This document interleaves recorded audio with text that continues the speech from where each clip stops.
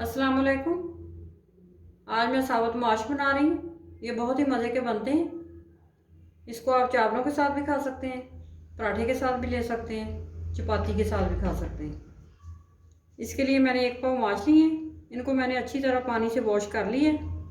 इसमें इसके अंदर मिट्टी वगैरह होती है, इसलिए अच्छी तरह साफ़ कर लेना ज़रूरी है इसका। नमक लिया है 1 टेबल स्पून, या अपने टेस्ट के हिसाब से डाल सकते हैं। हल्दी ली है मैंने 1/2 टीस्पून। रेड मिर्च पाउडर 1 टीस्पून। मुगलई गरम मसाला 1/2 टीस्पून। इसकी रेसिपी मैंने अपने चैनल पे दी हुई है, वहाँ से आप देख सकते हैं। अदरक लहसुन का पेस्ट 2 टेबल स्पून। 1 प्याज ली है छोटी मैंने। 3 सब्ज़ मिर्चें ली हैं, इनको मैंने काट लिया है। हस्बे ज़रूरत पानी। 1 कप ऑयल। सबसे पहले मैं कुकर में माश खिलाऊंगी। कुकर मैंने ले ली है और इसमें 1 पाव माश डालेंगे और साथ ही मैं 1/2 नमक डालूंगी। 1 टेबल स्पून लिया है मैंने, आधा डालेंगे। सब्ज़ मिर्चें भी साथ ही ऐड कर दूंगी। अब हस्बे ज़रूरत पानी लेंगे। अब कुकर का ढक्कन बंद कर देती हूँ।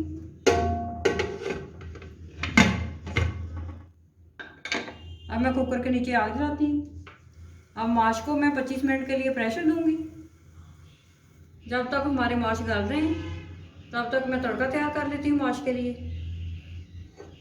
पैन लिया है मैंने, इसके नीचे मैंने आग जला ली है। ऑयल लेंगे,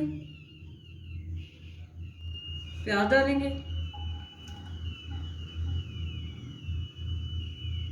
प्याज को पका लेंगे अच्छी तरह। प्याज को मैंने हल्का गोल्डन कर लिया है। अब इसके अंदर लहसुन अदरक का पेस्ट ऐड करेंगे।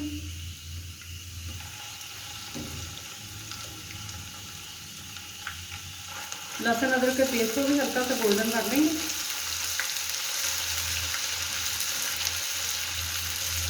लहसुन अदरक का पेस्ट मैंने गोल्डन कर लिया है अच्छी तरह। अब इसके अंदर थोड़ा सा पानी ऐड करेंगे ताकि हमारा मसाला जल ना जाए।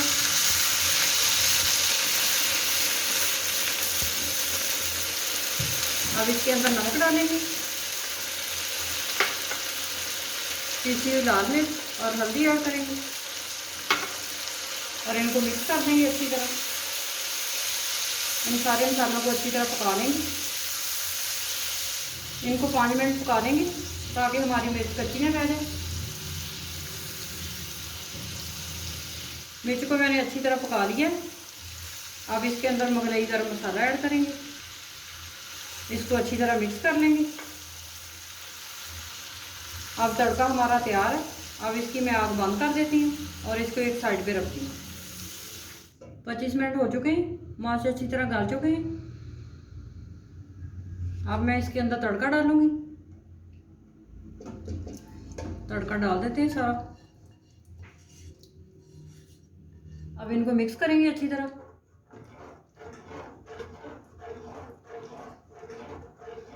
ये अच्छी तरह मिक्स हो चुके हैं। ये आप बिल्कुल तैयार हैं। अब इनको मैं सर्व करती हूँ। साबुत माश को मैंने चावलों के साथ सर्व किया है। आप रोटी के साथ भी ले सकते हैं, पराठे के साथ भी ले सकते हैं। आप इस रेसिपी को ज़रूर ट्राई करें और ज़्यादा से ज़्यादा शेयर करें और मेरे चैनल को सब्सक्राइब करें।